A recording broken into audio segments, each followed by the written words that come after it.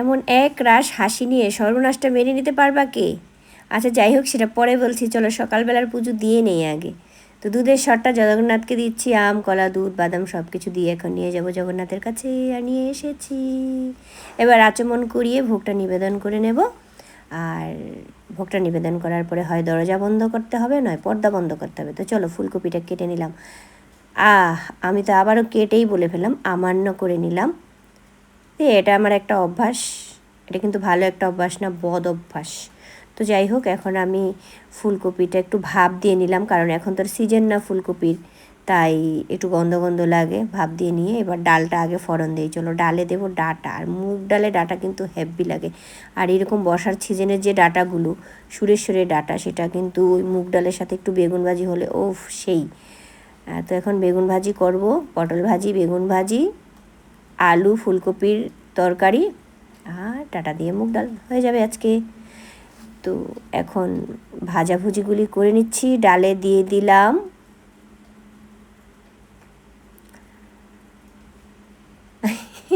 ডালে দিয়ে দিলাম ডাটা, বেগুন ভাজিটাও করে নিচ্ছি। এইবার চলো বেগুন ভাজির তেলেতেই আমি ফুলকপিটা বসিয়ে দিই। তো আলুটা একটু ভেজে নেব প্রথমে।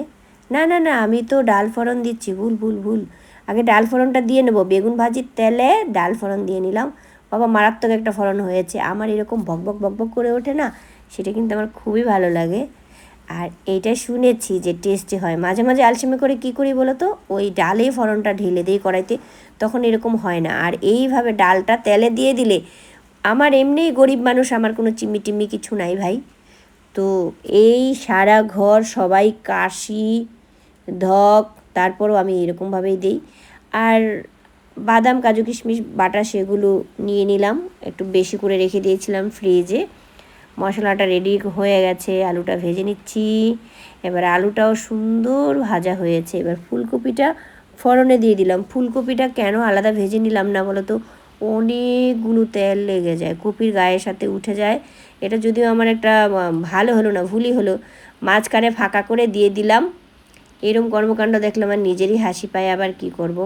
তেল বাঁচাতে গিয়ে কপিটা আর বাঁচাতে পারলাম না। এইবার মশলা তো আমি ফুলকপিটা অল্প একটু ভাজার পরে সেই ভাজার মধ্যে আবার মশলা দিয়ে দিলাম। তো এবার মশলা কষাতে কষাতে আমার কিন্তু ফুলকপি ভেঙে চুরে শেষ। আর প্রথমে বললাম যেটা, যে সর্বনাশটা হাসি মুখে মেনে নিলাম, এটাই সর্বনাশ। এবার বিন্দার বাবা কিন্তু খুব রেগে গেছিলো সেই দিন, জানো তো, এই রকম ফুলকপি ভেঙে। দেখো ফুলকপির কিন্তু তরকারি হয়নি, ফুলকপির ঘন্ট হয়ে গেছে। তরকারি হলে তো গোটা গোটা থাকবে, সুন্দর ভাজা থাকবে, না ভাজা হলো, না তরকারি হলো, না ঘন্ট হলো, এদিক ওদিক কিচ্ছু না। তো যাই হোক, নাতিকে কুলে নিয়ে এবার একটু আমি শান্তিতে আছি। হরে কৃষ্ণ।